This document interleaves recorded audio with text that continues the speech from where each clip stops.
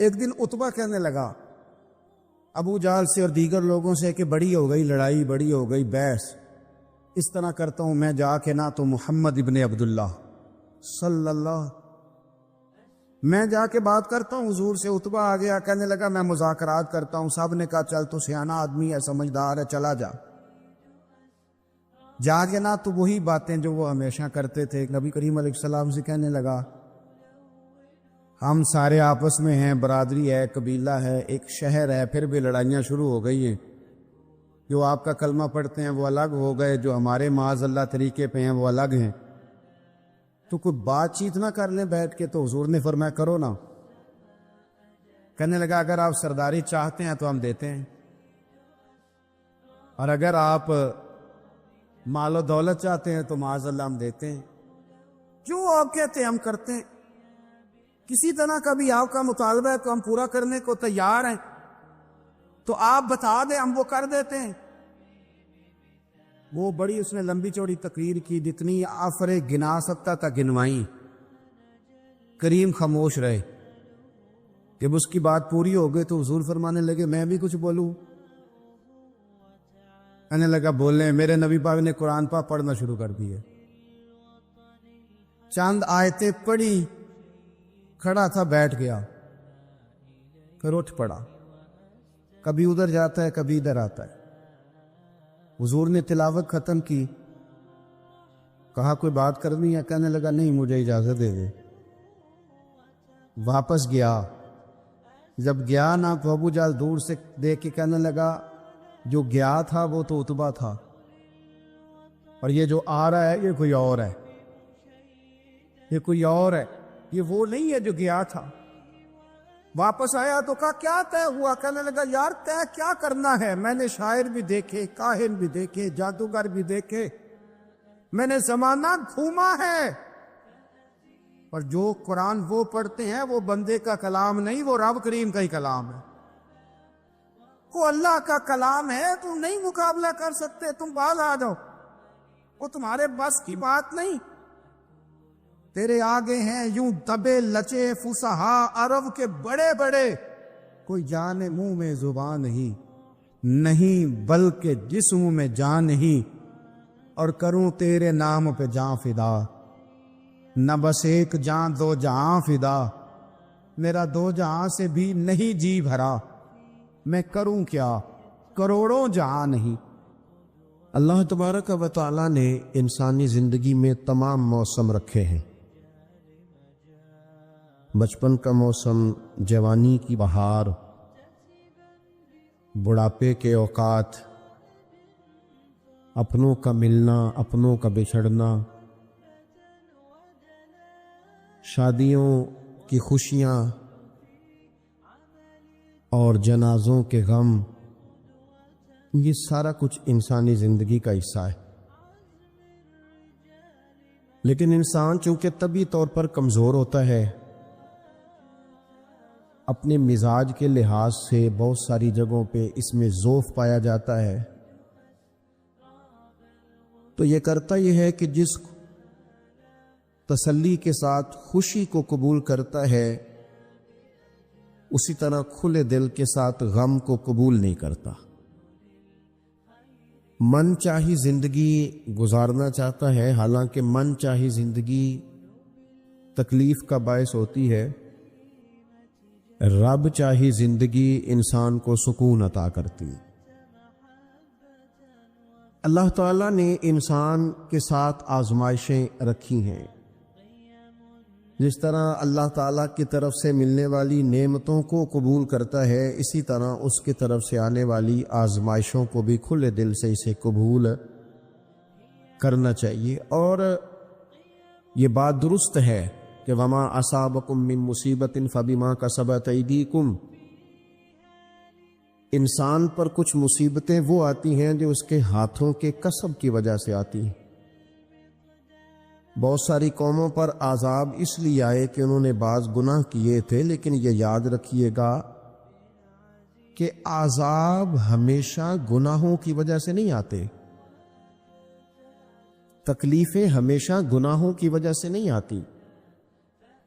انسان دکھوں میں، مشکلات میں صرف اپنی غلطیوں کی وجہ سے نہیں الجھتا، بلکہ نبی پاک علیہ الصلاۃ والسلام نے فرمایا ہے اللہ تعالیٰ کسی بندے کو کوئی درجہ دینا چاہتا ہے، اس کے اعمال اس طرح کے نہیں ہوتے کہ اسے درجہ دیا جائے، اللہ اسے کسی مشکل میں ڈال کے اس کے درجے کو بلند فرما دیتا ہے۔ بلندی درجات کے لیے، قرب الہی کے لیے، اللہ تبارک و تعالیٰ کی بارگاہ کی معرفت کے لیے بھی مصائب آتے ہیں۔ آپ دیکھیے نا، نبی پاک صلی اللہ تعالی علیہ وسلم نے فرمایا سب سے زیادہ تکلیفیں انبیاء پہ آتی ہیں، اور فرمایا میں اللہ کا محبوب ہوں، انبیاء کا سردار ہوں، میرے اوپر سب سے زیادہ تکلیفیں آئی ہیں، آزمائشیں آ جاتی ہیں، اور رب فرماتا ہے وَلَنَبْلُوَنَّكُمْ بِشَيْءٍ مِّنَ الْخَوْفِ وَالْجُوعِ، ہم ضرور تمہیں آزمائیں گے کچھ خوف کے ساتھ، کچھ بھوک کے ساتھ، وَنَقْصٍ مِّنَ الْأَمْوَالِ وَالْأَنفُسِ وَالثَّمَرَاتِ، ضرور تمہیں آزمائیں گے پھلوں کی اور جانوں کی کمی کے ساتھ،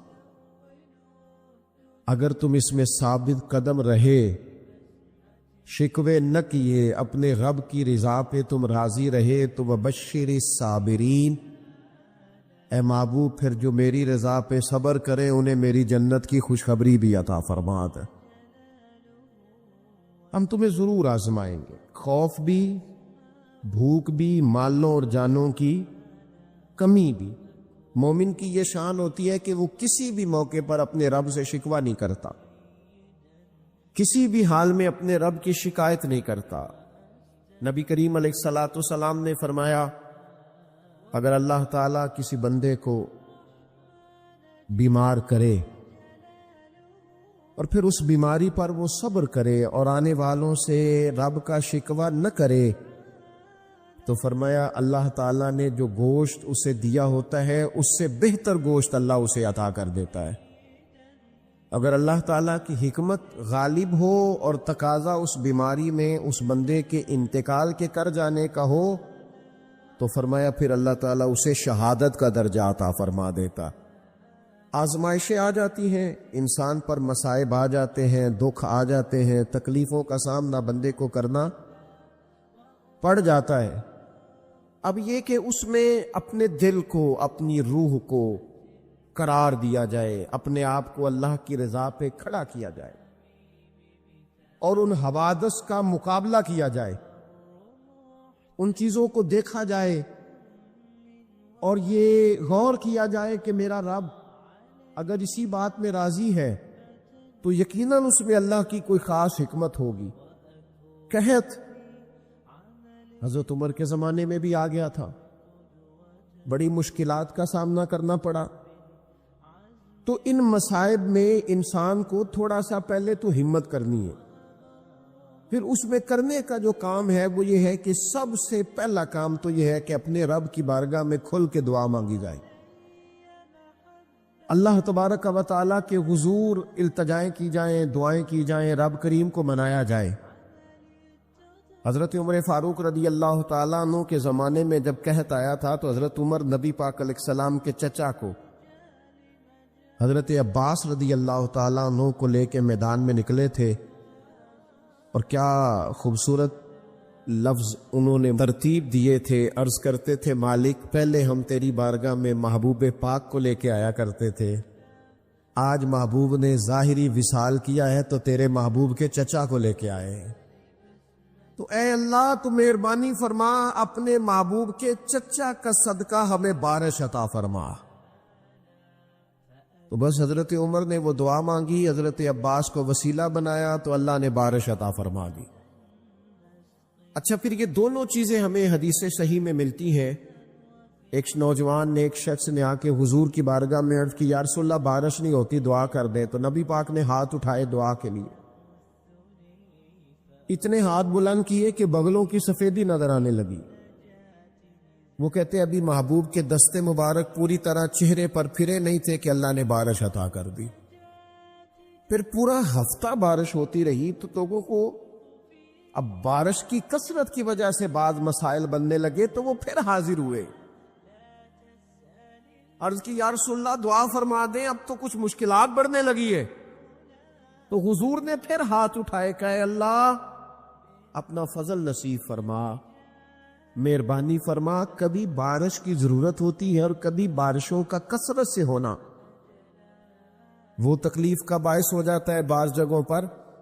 تو کہتے ہیں پھر حضور نے دعا فرمائی، ابھی چہرے پہ ہاتھ نہیں پھیرے تھے کہ مدینہ منورہ میں بارش ختم ہو گئی۔ تو سب سے پہلا اور ضروری کام ہمارا آج مزاج بن گیا ہے کہ ہم تبصرے کرتے ہیں، سیاست کرتے ہیں، اس پر بیٹھ کر اب ایک اور دور آ گیا ہے، ویڈیو بناتے ہیں، موبائل چلاتے ہیں، جو کہ بہت بڑا امتحان ہے ہمارے لیے کہ صرف 20 منٹ موبائل کو ہاتھ نہ لگائیں، بہت بڑا امتحان ہے۔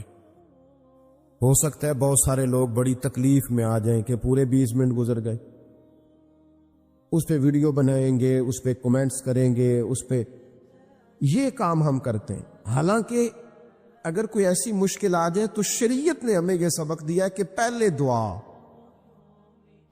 پہلے اللہ کی بارگاہ میں حاضری۔ اکبر الہ آبادی نے کہا تھا کہ مصیبت میں بھی اب یاد خدا ہم کو نہیں آتی، دعا منہ سے نہ نکلی، جیبوں سے عرضیاں ہی نکلی۔ ہم محکموں میں درخواستیں دیتے ہیں لیکن دعا کی طرف بڑھتے، بڑا خوبصورت کام ہے۔ سب سے پہلے تو یہ کرے کہ وہ جو ہمارے بھائی تکلیف میں ہیں، مجبوری میں ہیں، ان کے لیے اپنے رب کی بارگاہ میں عرض کریں کہ مالک، قدرتوں کا مالک تو تو ہے، ہر چیز تو تیرے دست کرم میں ہے، اور تو کریم اتنا ہے کہ بندوں پہ تو غضب نہیں زیادہ فرماتا، رحمت ہی زیادہ فرماتا ہے، اور تیری رحمت تیرے غضب پر غلبہ رکھتی ہے، اس لیے مالک تو کرم فرما، اور یہ جو لوگ ہیں تو انہیں اپنے فضل سے ہی آسانی عطا فرما تاکہ اس مشکل سے نکل آئیں۔ جن دنوں قحط آیا تھا نا مکہ مکرمہ مدینہ طیبہ میں حضرت عمر کے زمانے میں، تو حضرت عمر فاروق فرماتے میں نے بغیر گھی کے کبھی کھانا نہیں کھایا تھا، لیکن میں نے قسم اٹھا لی تھی کہ جب تک سب لوگوں کو راشن کھانا میسر نہیں آتا میں بھی گھی نہیں کھاؤں گا۔ یہ جو اضافی اخراجات ہیں، ایڈوانس گاڑیاں بک کرانا، نئے ماڈل کے موبائل خریدنا، یہ جو ہمارے صرف ناز نخرے ہیں، صرف ان کو تھوڑا سا کلوز کر لو۔ عجیب بات ہے نا، عجیب ظلم ہے نا کہ ایک بچہ رات کو اس لیے کھانا نہیں کھا رہا کہ اس کی مرضی کا پکا ہوا نہیں، اور ایک طرف میرے ہی وطن میں اس ویڈیو نے بھی میری چیخیں نکلوا دی جس میں ایک بیٹی، اور اس کی عمر بھی بالکل اتنی ہے جتنی میری بیٹی کی عمر ہے، اس سے وہ صافی پوچھتا ہے، پاؤں اس کے ننگے ہیں اور پاؤں پہ کیڑے چڑھ رہے ہیں، تو اس سے پوچھتا ہے پتر کیا چاہیے؟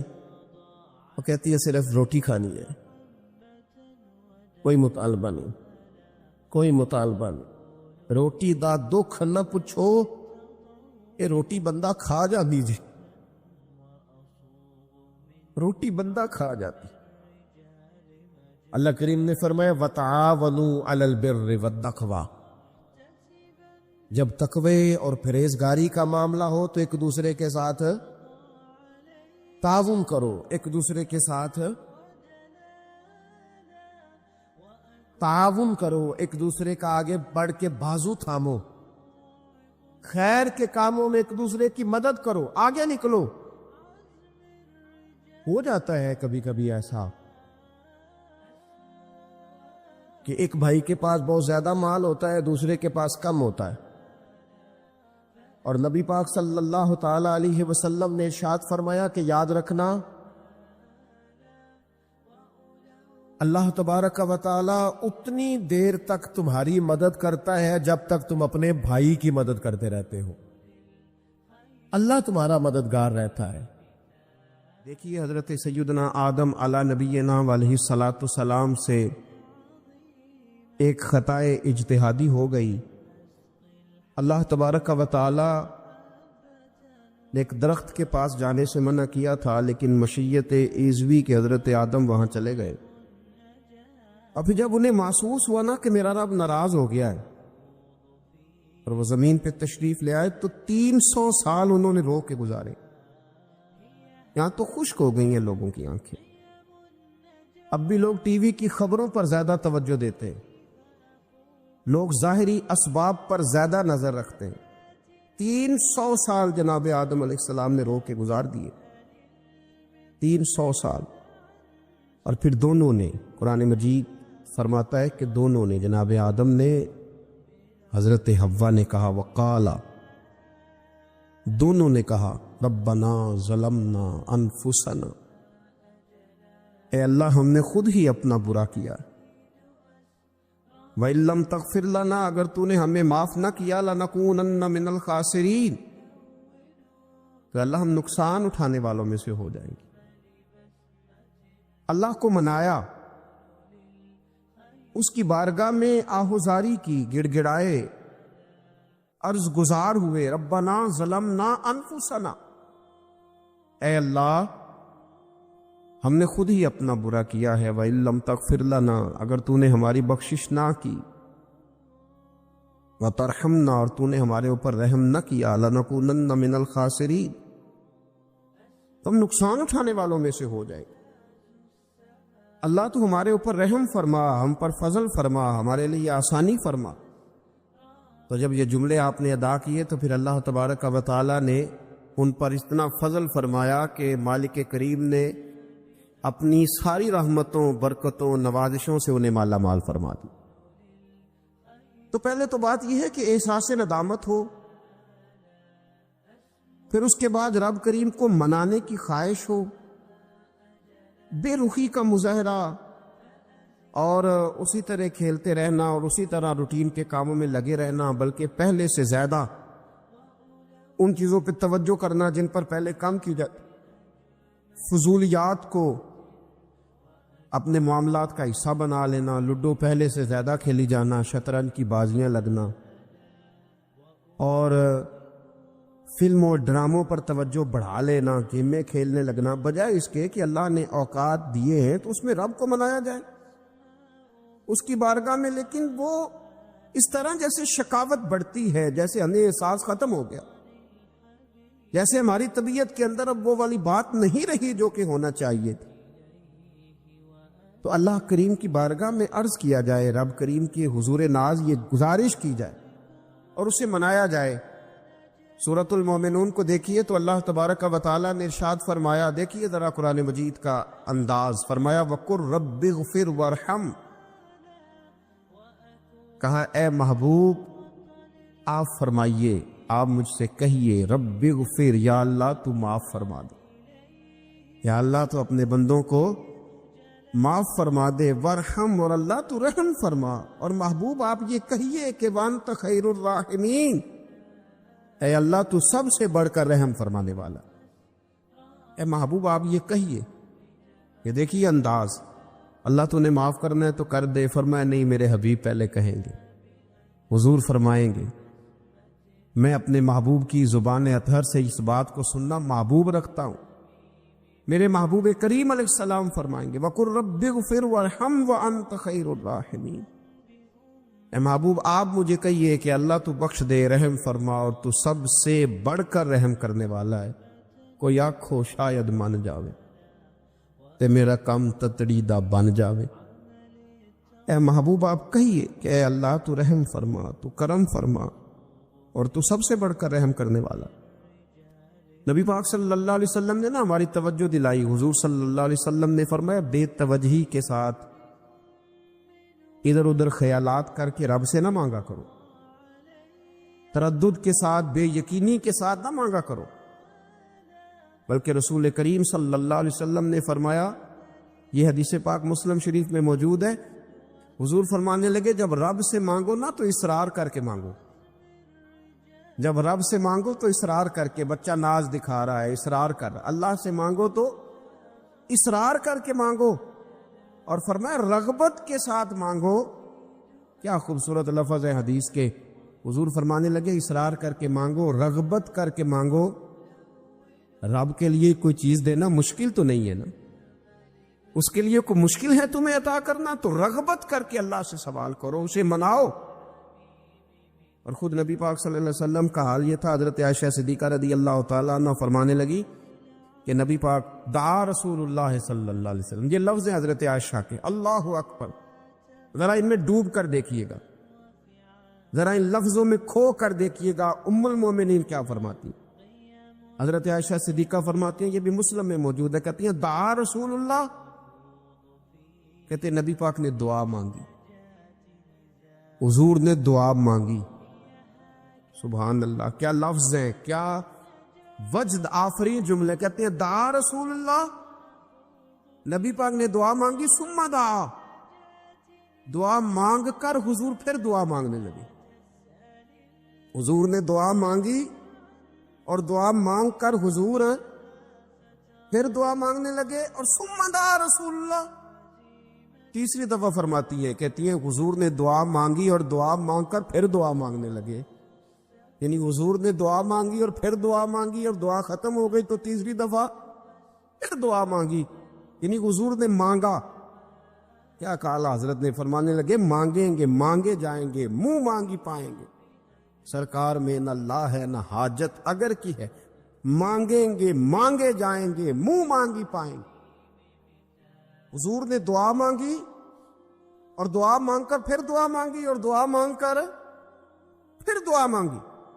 تو نبی پاک صلی اللہ علیہ وسلم کا تو اللہ سے مانگنے کا، اس کو منانے کا یہ طریقہ، حضرت عبداللہ ابن عمر فرمانے لگے، یہ لفظ ابو داؤد شریف میں موجود ہے، ذرا ان کا بھی ذائقہ محسوس کیجئے گا۔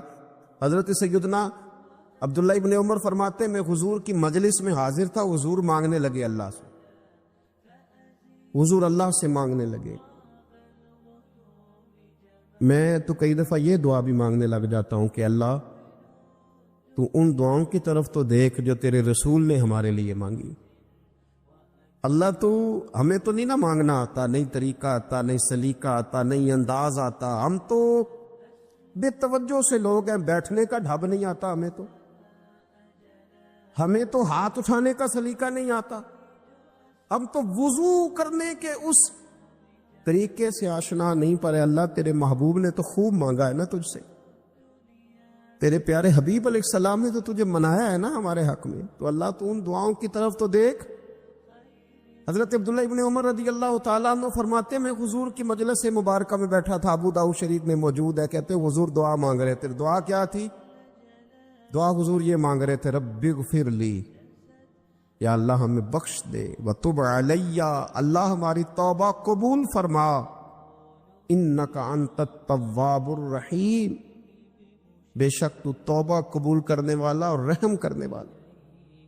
حضور دعا مانگ رہے تھے، اے اللہ رب اغفر لی، یا اللہ ہمیں بخش دے، وتب علی، اور ہماری توبہ قبول فرما، انک انت التواب الرحیم، بے شک تو توبہ قبول کرنے والا اور رحم کرنے والا۔ حضرت عبداللہ ابن عمر فرماتے، اس ایک دعا کو ایک ہی مجلس میں ایک ہی جگہ بیٹھ کر میرے نبی پاک نے اپنی زبان اطہر سے 100 مرتبہ ادا فرمایا۔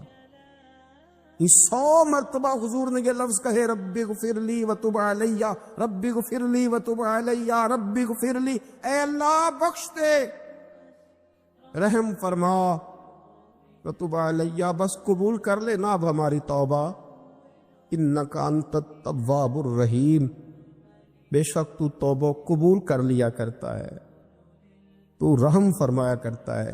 ایک ہی مجلس میں 100 دفعہ حضور نے دعا مانگی، دعا مانگ کے پھر دعا مانگی، اور دعا مانگ کے پھر دعا مانگی۔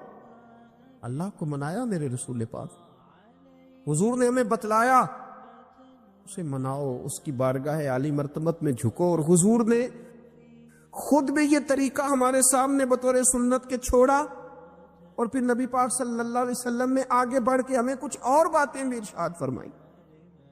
حضور نے ہمیں بتلایا کہ پچھلے لوگ اپنے رب کو کیسے مناتے تھے، وہ کس طرح اس کے حضور ناز عرض کرتے تھے۔ حضور نے ہمیں اللہ کو منانے کے طریقے بھی بتلائے، فرمایا جب ماں باپ دعا مانگیں گے اولاد کے حق میں تو وہ مان جائے گا۔ حضور علیہ السلام نے فرمایا جب مسافر دعا مانگے گا تو اللہ مان جائے گا۔ فرمایا میرے رسول کریم نے جب بیمار دعا مانگے گا تو اللہ مان جائے گا۔ اور سید عالم علیہ السلام فرمانے لگے جب تمہارے ضعیف، کمزور، مجبور لوگ دعا مانگیں گے تو اللہ مان جائے گا۔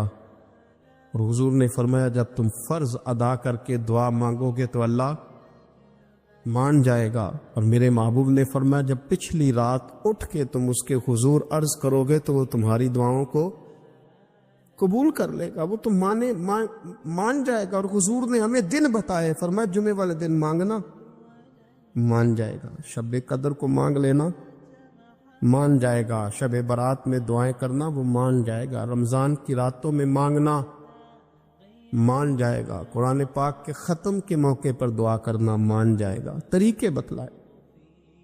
اب یہ ہے کہ ہم نے تو مانگنا تھا نا اس کی بارگاہ میں، ہم نے تو حاضر ہونا تھا، ہم نے تو جانا تھا۔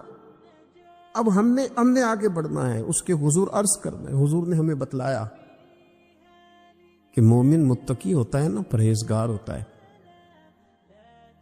اس نے کچھ نیکیاں بھی کی ہوتی ہیں، جس طرح اسے اپنے گناہوں کا پتہ ہوتا ہے نا، جسے پتہ ہوتا ہے کہ نہیں یار فلاں کام میں نے فقط اللہ کی رضا کے لیے کیا ہوا ہے، وہ میرا اور میرے رب کا راز ہے۔ فرمایا جب تم بڑے الجھ جاؤ نا، جب تم بڑی آزمائش میں آ جاؤ اور جب تم سمجھ لو کہ اب میں بڑی تکلیف میں آ گیا ہوں، تو پھر ایک طریقہ حضور نے ہمیں اور بھی بتلایا مانگنے کا، ایک اور طریقہ بھی بتلایا، اور وہ روایت صحیح مسلم میں موجود ہے۔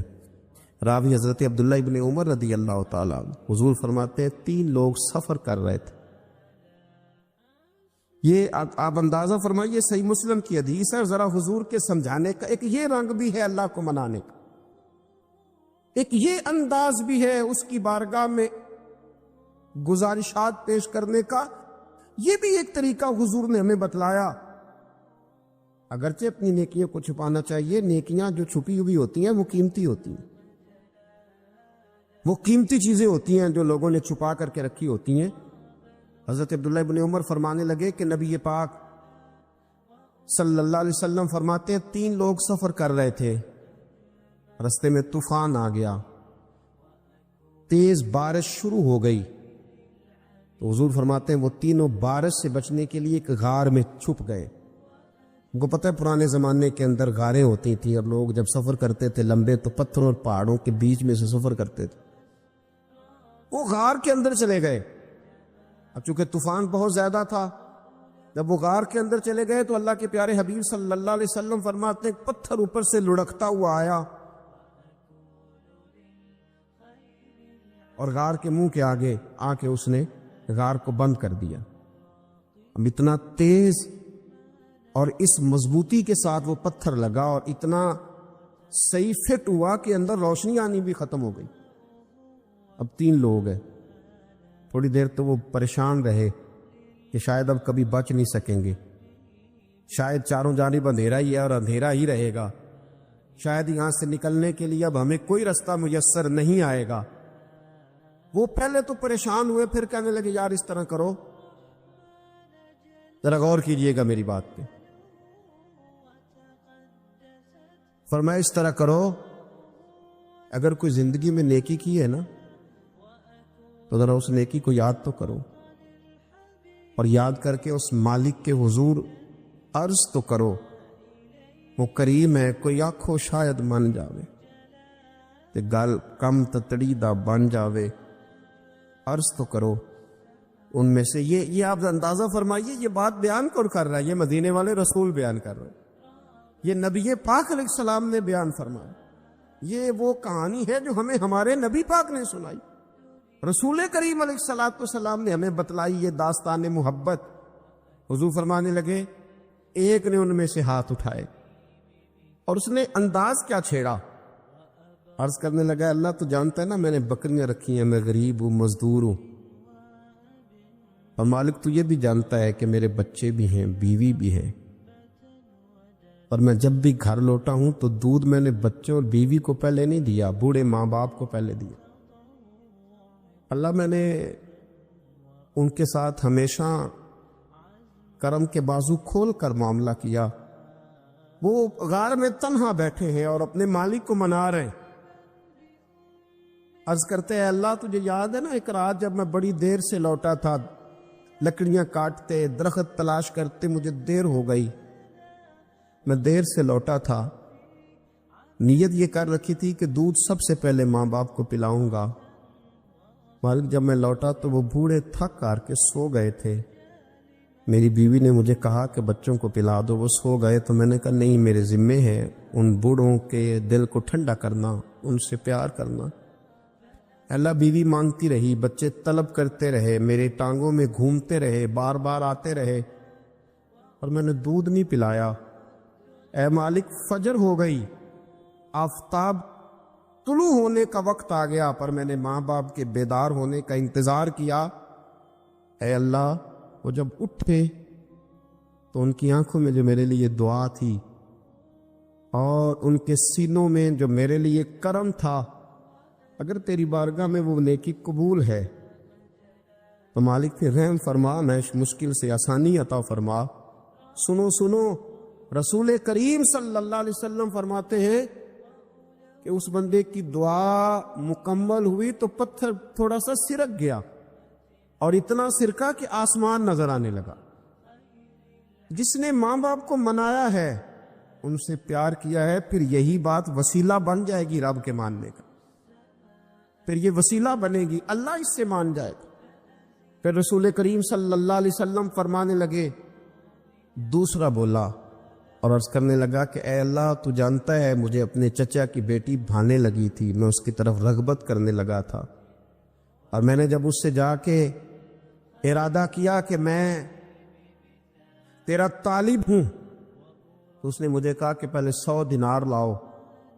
بانا تو اللہ, میں نے مشقت کر کے 100 دینار جمع کیے, اور جب میں پوری طرح اس پر حاوی ہو گیا, وہ میرے قبضے میں آ گئی اور گناہ کا میں نے ارادہ کر لیا, تو اس عورت کے منہ سے ایک جملہ نکلا کہ اللہ سے ڈر.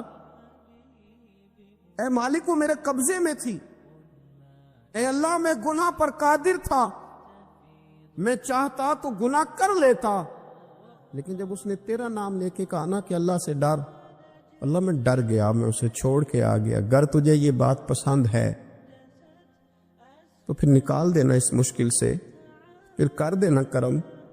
اللہ, میری بھی تو چڑھتی جوانی تھی نا, میں بھی تو سب کچھ کر سکتا تھا, پر تیرے لیے, تیری خاطر میں لذت گناہ سے باز رہا, تو اللہ تو رحمت فرما دے.